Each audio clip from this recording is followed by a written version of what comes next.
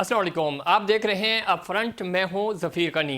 Iran पर अमरीकी और इजरायली हमलों के बाद शुरू होने वाली जंग 7वें दिन भी जारी। जंग के खिलाफ ईरान की मज़ामत और इस्तकामत नुमायां। मशरिक़ वस्ता में जारी कशीदा सूरत-ए-हाल और खित्ते का मुस्तकबिल क्या होगा। ईरानी मज़ामत और नया आलमी बयानिया। खित्ते में देरपा अमन कैसे मुमकिन होगा। मशरिक़ वस्ता में कशीदगी आलमी बालादस्ती की जंग है। लेकिन अगर हम इस वक्त इस जंग में देखें तो ईरान की जो इस्तकामत है और जिस तरह की उन्होंने मज़ामत की, शायद ये आलमी ताकतें भी तवक्को नहीं कर रही थी। आने वाले दिनों में अब चूँकि सालिसी का किरदार अदा कर रही हैं कुछ ममालिक, ईरान की तरफ से भी ये दावा किया गया।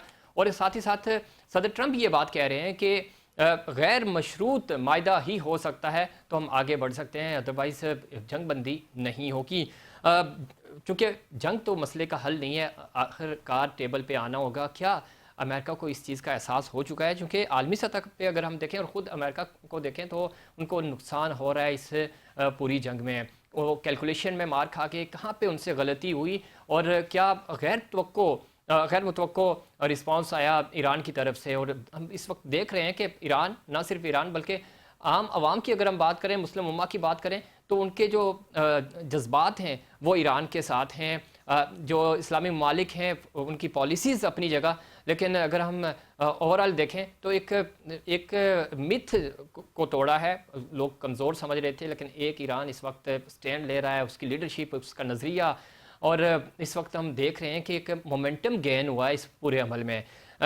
मुस्तकबिल क्या होगा। और ज़ाहिर है यहाँ पे रूस और चीन का जो किरदार है वो बहुत अहम है।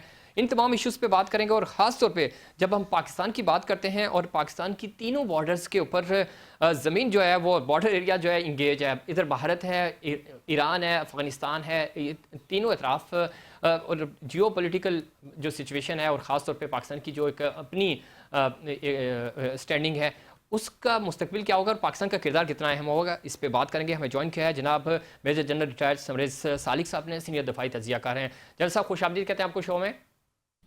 Thank you very much, so nice of you.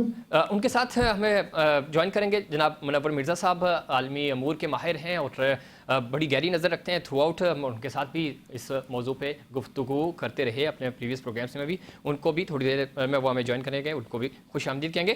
General साहब, गुफ्तगू का आगाज़ आपसे करते हैं। किस तरह देखते हैं 7वां रोज़ा है, मुसलसल इस वक्त गोलाबारी हो रही है, जंग बंदी के दूर दूर तक कोई चांसेस नज़र नहीं आ रहे, ईरान का भी शदीद रद्द अमल है और जो एक नंबर्स आ रहे हैं, ज़ाहिर है बहुत सारी चीज़ें सेंसर हो रही हैं। इसराइल का कितना नुकसान हो रहा है वो सही तरीके से हम तक नहीं पहुंच रहा। अमेरिका का क्या नुकसान हो रहा है उसको भी सेंसर किया जा रहा है।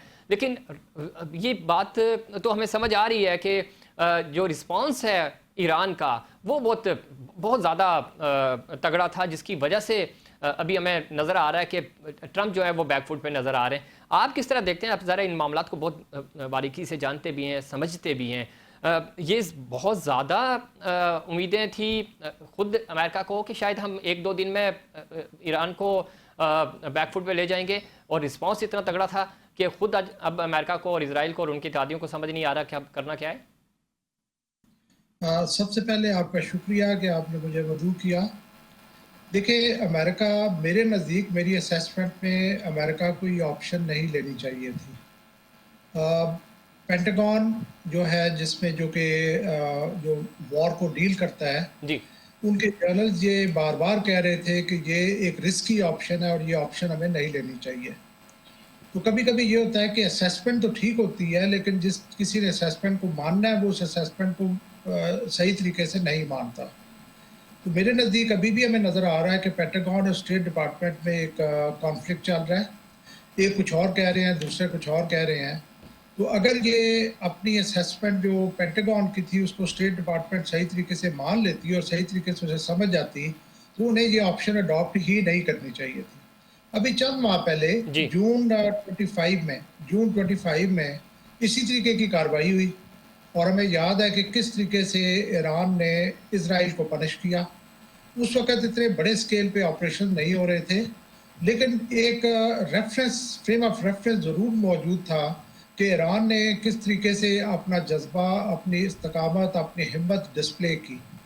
उस जंग में भी शुरू में ही उनके काफ़ी सारी लीडरशिप को डिकैपिटेट कर दिया गया था, लेकिन उसके बावजूद ईरान की जो कार्रवाइयाँ थी उसमें कोई कमी और कोई लग्जिश नहीं आई। इस दफ़ा फिर हालांकि वो फ्रेम ऑफ रेफरेंस इनके मौजूद था, लेकिन फिर भी अमेरिका ने समझा कि ईरान एक बहुत आसान टारगेट होगा और हम जब जाएंगे हम उनके सुप्रीम लीडर को एलिमिनेट करेंगे, आवाम जो है वो खड़ी हो जाएगी और हमें एज ए लिबरेटर और एज ए सेवियर जो है वो रिसीव करेगी। ऐसा कुछ नहीं हुआ, बल्कि मैं समझता हूँ कि ये सुप्रीम लीडर की लीडरशिप कैरेक्टर था कि ठीक है पहले दिन उन्होंने अपनी जान का नजराना पेश किया। जनरल साहब, बिल्कुल और ठीक कह रहे हैं। अब आपकी गुफ्तगू हम मजीद कंटिन्यू करेंगे, लेकिन मुझे कहा जा रहा है ब्रेक से वापस आएंगे तो फर्दर इस पर बात करेंगे।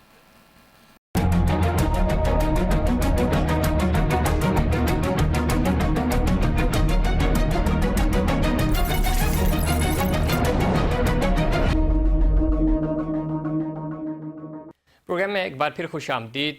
बात हो रही थी इस वक्त महंगाई बढ़ती जा रही है और पेट्रोलियम मसनूआत में 55 रुपये का इजाफा हुआ है, यानी तेल, पेट्रोल और डीजल की कीमतों में। अभी डिप्टी प्राइम मिनिस्टर और प्रेस कॉन्फ्रेंस कर रहे थे, उन्होंने ये बताया महंगाई ज़ाहिर है, हम प्रोग्राम में पहले भी बात कर रहे थे कि बढ़ेगी, पेट्रोलियम मसनूआत में इजाफा होगा, कीमतों में इजाफा होगा। वजह यही है कि इस वक्त इस मशरिक़ वस्ता में जो जंग चल रही है उसका इम्पेक्ट अब ज़ाहिर है तमाम ममालिक के ऊपर आ रहा है और इससे पाकिस्तान भी मुतासिर हो रहा है। जनरल साहब, किस तरह देखते हैं, अभी गुफ्तगू आप भी सुन रहे थे, अब ज़ाहिर है 55 रुपये डीजल और पेट्रोल दोनों की कीमतों में इजाफा हुआ, इसकी वजह से अब महंगाई और बढ़ेगी। SOPs भी सेट किए जा रहे हैं, प्रीवियस जिस तरह हमने कोविड-19 में देखा था, शायद उस फार्मूले पे जाना पड़े। किस तरह देखते हैं पूरी डेवलपमेंट को? देखिए, ये इस तरह का इम्पैक्ट तो एक्सपेक्टेड था, क्योंकि जो क्रूड ऑयल है उसकी प्राइसेस बढ़ रही है, 10 to 13% उसकी प्राइस बढ़ चुकी है। और लेकिन ये है कि मैं ये एक्सपेक्ट कर रहा था कि गवर्नमेंट पे कुछ इतना सस्टेनेबिलिटी होनी चाहिए थी कि कुछ गैप के साथ, लेकिन अभी जंग शुरू हुए हुए कुछ टाइम भी नहीं हुआ जी, और 7वां दिन इमीडिएटली है उन्होंने जी। जो भी उसका इम्पैक्ट है वो आगे आवाम को पास ऑन कर दिया। तो इससे काफ़ी ज़्यादा प्रॉब्लम्स होंगी। आज भी लोगों ने फ्यूल हासिल, ऑयल हासिल, पेट्रोल हासिल करने में प्रॉब्लम फेस की, बिकॉज लॉन्ग क्यूज थे। जो पेट्रोल प्रोवाइडेड कंपनीज हैं उनको पता था कि इस तरीके से कीमतें बढ़ रही हैं, तो उन्होंने होल्डिंग शुरू कर दी। इंस्टेड के वो नॉर्मल रेट पे देते, उन्होंने उसको होल्ड करना शुरू कर दिया ताकि हाई रेट के ऊपर दें। आज भी लोगों ने प्रॉब्लम फेस की हैं और आइंदा भी इससे महंगाई बढ़ेगी। और मैं ये समझता हूँ कि थोड़ा सा ये डिसीजन लेट होना चाहिए था, इट इज़ टू अर्ली। बिल्कुल ठीक कह रहे हैं, और शायद हमारे पास इतने वसाइल भी नहीं है, आप जानते ही हैं, बड़ी मुश्किल से चीज़ें मैनेज की हुई थी, ऊपर से इस तरह एक जंग मसलत हो गई। लेकिन अब आगे चल के क्या होगा? आलमी सतह पे भी नुकसान हो रहा है, ख़ुद अमेरिका को बहुत ज़्यादा नुकसान हो रहा है। सालिसी की जो बात हो रही है, जनरल साहब, आपको लगता है कि कोई बातचीत बन पाएगी? और अगर ये अभी तो 7वां दिन है और पाकिस्तान कहाँ स्टैंड कर रहा है, आप देख लिया आपने, और एक ये वीकली बेसिस पे रिव्यू होगी पॉलिसीज़। अगले हफ्ते शायद इस टाइम हम बात कर रहे हों तो 50 रुपये और बढ़ जाए, तो डे बाई डे तो ये इंक्रीज़ होता रहेगा। कैसे चीज़ें मैनेज होगी? और अमेरिका, इजराइल तो ज़ाहिर है उनको भी नुकसान हो रहा है और बहुत ज़्यादा नुकसान हो रहा है, वो शायद सर्वाइव कर जाएं, कैलकुलेशंस उनकी अपनी जगह। रूस और ईरान, चीन का किरदार कितना अहम होगा सालिसी के हवाले से? देखिए, कोई शक नहीं कि फ्यूचर जो है that is going to be tough. दो सिनेरियोज बनते हैं। एक तो ये है कि ईरान प्रिवेल कर जाता है और जी। अपने आप को इंटैक्ट रखता है, वॉर को सस्टेन करता है और वो डिनाई करता है US और इसराइल को वो कि अपने ऑब्जेक्टिव्स अचीव नहीं कर सकते। सो इस प्रोसेस में भी जाहिर है हमारे ऊपर फाइनेंशियल इम्पैक्ट आएगा, महंगाई बढ़ेगी और अवेलेबिलिटी ऑफ फ्यूल जो है उसमें प्रॉब्लम हो सकती है। तो दूसरा जो सिनेरियो ये है कि I wish it doesn't happen कि अमेरिका और इसराइल जो है वो प्रिवेल कर जाते हैं और वो जो ईरान की जो इस वक्त की सॉवरेनिटी है उसको बुरे तरीके से डेंट डालते हैं। दूसरे सूरत में मैं समझता हूँ कि पाकिस्तान के लिए ज़्यादा परेशान कुछ सिचुएशन होगी, क्योंकि अगर ईरान में प्रो इसराइल गवर्नमेंट आ जाती है जी। तो आप इमेजिन करें कि एक तरफ से पाकिस्तान को इसराइल प्रेस कर रहा हो, दूसरी तरफ से इंडिया प्रेस कर रहा हो, तीसरी तरफ से अफगानिस्तान के साथ भी हमारे बात खराब है, तो हमारे लिए 3 फ्रंट सिनेरियो बनने के चांसेस हैं। तो लेकिन जैसे आपने रूस और चाइना का जिक्र किया है, रूस और चाइना दोनों की energy security will become a serious issue अगर ईरान फॉल करता है जी। तो मेरे नज़दीक उनकी इन्वॉल्वमेंट मैं कल देख रहा था, जो रूस के फॉरेन मिनिस्टर हैं उनकी स्टेटमेंट थी कि हम किसी भी लिमिट तक जाएंगे, किसी भी हद तक जाएंगे कि ईरान में जो अमेरिका और इसराइल के ऑपरेशन जो हम कामयाब ना होने दें। तो मेरे नज़दीक उनके लिए भी क्रिटिकल है। जहाँ तक मैं यूएस की इस वक्त कंडीशन देखता हूँ, मुझे उनका हाउस लुक्स डिसअरे। सेक्रेटरीज आपस में लड़ रहे हैं, प्रेसिडेंट कोई और स्टेटमेंट दे रहा है, सेक्रेटरी कोई और स्टेटमेंट दे रहा है, मार्को रूबियो का कुछ और पॉइंट ऑफ व्यू है, हेक्सेथ का कोई और पॉइंट ऑफ व्यू है, और ऐसी ऐसी अजीब चीजें हो रही हैं कि लाइक व्हाइट हाउस में जनरल साहब आप ठीक कह रहे हैं। और प्रेसिडेंट ट्रंप का ये बात कहना कि गैर मशरूत हम अगर कोई मायदा होता है तो गैर मशरूत होगा, कोई शर्त नहीं रखी जाएगी, ना मानी जाएगी, तो ही कोई मायदा हो सकता है। 7वां दिन है इस जंग में और आपने अटैक भी खुद किया। बहुत अच्छे मुज़ाकरात हो रहे थे, चीज़ें टेबल हो रही थी। आप नहीं समझते कि शिकस्त तो यूँ कह लें कि 80% शिकस्त तो अमेरिका को हो चुकी है कि वो ये बात कर रहा है मायदे की। अदरवाइज़ तो खुद ईरान तो नहीं ये कह रहा है, ईरान तो कह रहा है कि हम तो लड़ेंगे, हम तो मरेंगे, लेकिन हम मायदा नहीं करेंगे और शर्तें तो हैं ही नहीं। ये जंग चूँकि खुद इसराइल और अमेरिका ने शुरू की है, जो सालसी का किरदार अदा कर रहे हैं वो भी जाके उनसे बात करें कि उन्होंने ये शब खून मारा है। तो आप समझते हैं कि अमेरिका तो अगर हम सफारतकारी की बात करें, इखलाकियात की बात करें जो कि दूर दूर तक नज़र नहीं आ रही, तो उस पर तो अमेरिका हार चुका है। देखिए, मैं चंद इंडिकेशंस का जिक्र करना चाहूँगा। जी। जैसा मैंने पहले कहा कि आप भी एग्री कर रहे हैं कि वहाँ पे जो ओवरऑल सिस्टम है या उनका हाउस है दैट इज इन डिसअरे। ठीक। उसके अलावा ये हुआ है कि ईरान ने बाय डिज़ाइन इनके जो आईज हैं और ईयर्स हैं उनको पहले फोड़ा है, इनके रडार्स को उड़ाया है। फिर इसके अलावा जो एयरक्राफ्ट कैरियर अब्राहम लिंकन है, उसका जो क्रिटिकल एसेट है, जो उसका ब्रेन है, जिसका नाम है यूएसएस फिलिपीन सी, जी। जो कि मिसाइल क्रूजर है, उसको उसने उड़ाया है। उसके बाद एयरक्राफ्ट कैरियर वेंट ब्लाइंड, वो अपने ऑपरेशंस को उस तरीके से कंडक्ट नहीं कर सकता था। तो आज की जो खबर है वो ये सुनने में आ रहा है कि एयरक्राफ्ट कैरियर जो है उनको विड्रॉ कर लिया गया, उनको वापस ले जा का रास्ता उनको दे दिया गया। सो इसके अलावा देखें कि प्रेसिडेंट ट्रंप इस वक्त अपने एलाइज को भी क्रिटिसाइज कर रहे हैं, यूके और स्पेन को, और जो अपना राइवल है रशिया, उसको भी लैच कर रहे हैं कि रशिया ईरान को बैटलफील्ड इंफॉर्मेशन दे रहा है। जनरल साहब चूंकि थोड़ा सा ज़रा आज लाइव प्रेस कॉन्फ्रेंस की वजह से वक्त भी कम है हमारे पास, आखिरी सवाल मैं आपसे पूछूंगा।